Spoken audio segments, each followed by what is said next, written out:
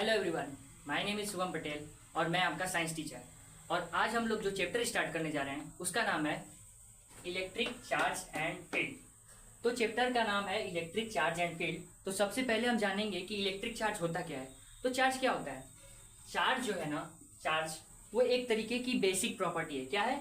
Basic property है। किसकी property है? मैटर की।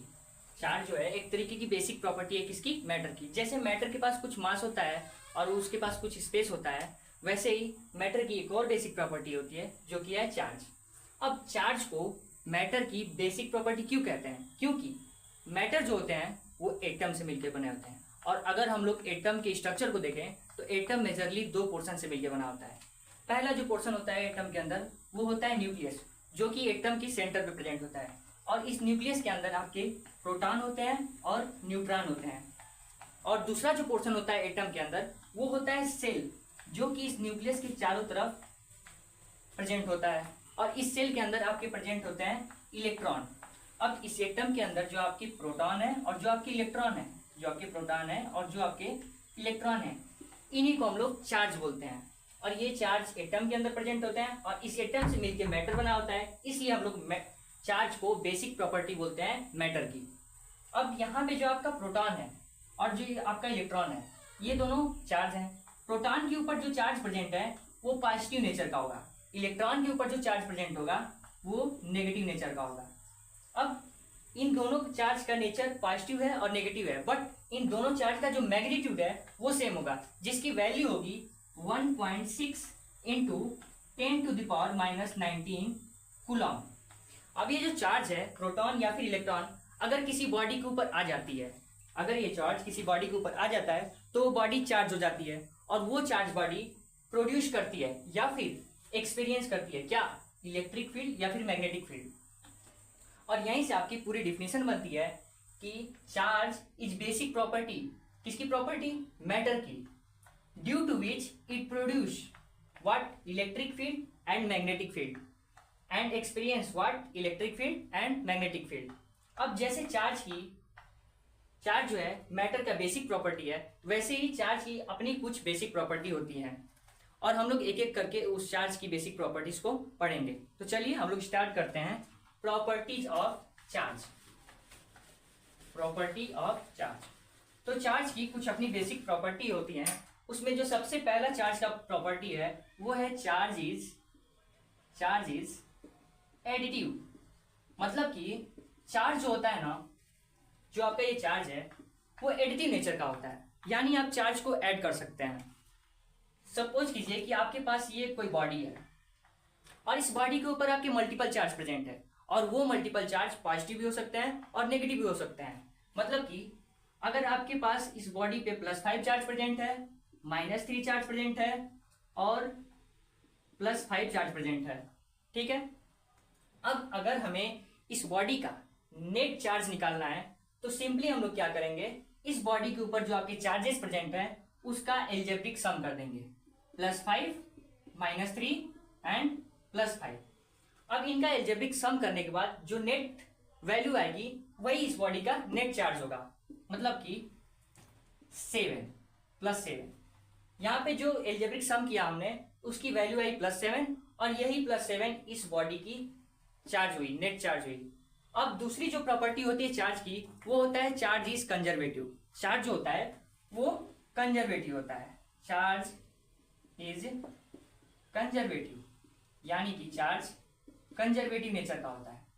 अब जैसे एनर्जी कंजर्वेटिव नेचर का होता है, एनर्जी को ना ही हम लोग क्रिएट कर सकते हैं और ना ही डिस्ट्रॉय कर सकते हैं, ठीक उसी तरह चार्ज के भी केस में है। चार्ज को भी हम लोग ना ही क्रिएट कर सकते हैं, charge can neither created. Charge को हम लोग क्रिएट नहीं कर सकते हैं और चार्ज को हम लोग डिस्ट्रॉय भी नहीं कर सकते। Charge can neither created and nor destroyed.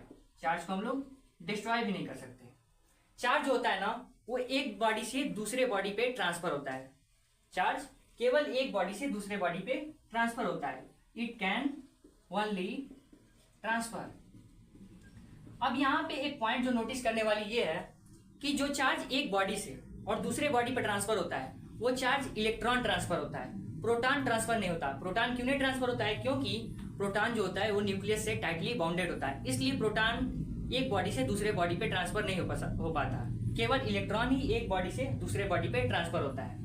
अब इलेक्ट्रॉन जो है अगर एक बॉडी से दूसरे बॉडी पे ट्रांसफर हो रहा है तो वो इस इलेक्ट्रॉन की नंबर में या तो इंक्रीज होगा या फिर डिक्रीज होगा। अगर प्रोटॉन के रिस्पेक्ट में इस इलेक्ट्रॉन के नंबर्स डिक्रीज हो गए, यानी कि इलेक्ट्रॉन कम हो गया और प्रोटॉन ज्यादा हो गया, तो इस बॉडी के ऊपर जो चार्ज डेवलप होगा वो पॉजिटिव नेचर का डेवलप होगा। बट अगर ये जो आपका इलेक्ट्रॉन है वो प्रोटॉन के रिस्पेक्ट में ज्यादा हो गया, मतलब कि इलेक्ट्रॉन ज्यादा हो गया और प्रोटॉन कम हो गया, तो इस बॉडी के ऊपर जो चार्ज आपका प्रेजेंट होगा वो नेगेटिव नेचर का प्रेजेंट होगा, और इस तरीके से हमारे पॉजिटिव चार्ज और नेगेटिव चार्ज डेवलप होते हैं। ठीक, अब तीसरी जो प्रॉपर्टी है चार्ज की वो है क्वांटाइजेशन ऑफ चार्ज। तीसरी प्रॉपर्टी क्या है? क्वांटाइजेशन ऑफ चार्ज, यानी कि चार्ज होता है वो क्वांटाइज्ड होता है। क्वांटाइजेशन ऑफ चार्ज क्या कहता है? Charge is integral multiple of electron, मतलब कि चार्ज होता है इलेक्ट्रॉन का इंटीग्रल मल्टीपल होता है। मतलब देखिए यहाँ charge is integral multiple, charge होता है वो इंटीग्रल मल्टीपल होता है किसका? इलेक्ट्रॉन का। चार्ज किसका इंटीग्रल मल्टीपल होता है? इलेक्ट्रॉन का। यहाँ पे हम लोगों ने चार्ज को Q से डोनेट किया और इंटीजर को हम लोग यहाँ पे N से डिनोट करते हैं, और यहाँ पे आपका इलेक्ट्रॉन है, और यहाँ से हम लोग का फार्मूला आता है Q इज इक्वल NE। अब यहाँ पे जो N है आपका वो एक इंटीजर है। क्या है? इंटीजर है, जिसकी वैल्यू होगी 1, 2, 3 एंड सो ऑन। अब अगर हम इसको सिंपल वे में समझें तो अगर किसी बॉडी के ऊपर चार्ज प्रेजेंट है तो वो इलेक्ट्रॉन के इंटीग्रल मल्टीपल में होगा, मतलब कि या तो एक इलेक्ट्रॉन ट्रांसफर होगा या फिर 2 इलेक्ट्रॉन ट्रांसफर होगा या फिर 3 इलेक्ट्रॉन ट्रांसफर होगा, और जितना इलेक्ट्रॉन जिस बॉडी के ऊपर ट्रांसफर होगा उतना ही चार्ज प्रेजेंट होगा। मतलब कि अगर किसी बॉडी के ऊपर चार्ज प्रेजेंट है तो वो 1 इलेक्ट्रॉन होगा या फिर 2 इलेक्ट्रॉन होगा या फिर 3 इलेक्ट्रॉन होगा।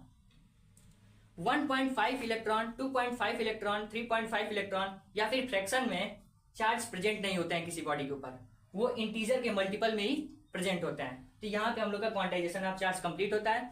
चौथी जो बेसिक प्रॉपर्टी होती है चार्ज की वो होती है like charge repel each other and unlike charge attract each other. Like charge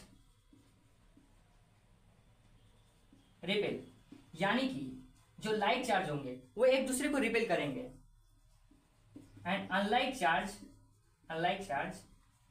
attract, और जो अनलाइक चार्ज होंगे वो एक दूसरे को अट्रैक्ट करेंगे। यहाँ पे जो आपका लाइक चार्ज है मतलब कि जो सेम टाइप के चार्ज है, यानी कि पॉजिटिव या फिर नेगेटिव, वो एक दूसरे के पास आने पे एक दूसरे को रिपेल करेंगे। अगर आपके पास पॉजिटिव है और पॉजिटिव है, यानी दोनों सेम टाइप का चार्ज है, या फिर नेगेटिव है और या फिर नेगेटिव है, दोनों सेम टाइप का चार्ज है, तो इन दोनों को अगर एक दूसरे के पास लाया जाएगा तो ये एक दूसरे को रिपेल करेंगे। बट अगर अनलाइक चार्ज है, यानी कि सेम टाइप के नहीं अपोजिट टाइप के चार्ज प्रेजेंट है, और उन दोनों चार्ज को एक दूसरे के पास लाया जाएगा तो वो एक दूसरे को अट्रैक्ट करेंगे। अगर ये एक आपका बॉडी है, उस बॉडी के ऊपर आपका पॉजिटिव चार्ज है, दूसरी बॉडी है, उस बॉडी के ऊपर आपका नेगेटिव चार्ज है, यानी कि अपोजिट चार्ज प्रेजेंट है, अगर उन दोनों बॉडी को एक दूसरे के पास लाया जाएगा तो वो एक दूसरे को अट्रैक्ट करेंगे। तो यहाँ पे आपकी चौथी प्रॉपर्टी भी कंप्लीट होती है। और इस तरीके से हम लोगों ने चार्ज के चारों बेसिक प्रॉपर्टीज को पढ़ लिया और यहाँ पे ये लेक्चर कंप्लीट होता है। अब हम लोग इसके आगे नेक्स्ट लेक्चर में पढ़ेंगे। तब तक के लिए थैंक यू।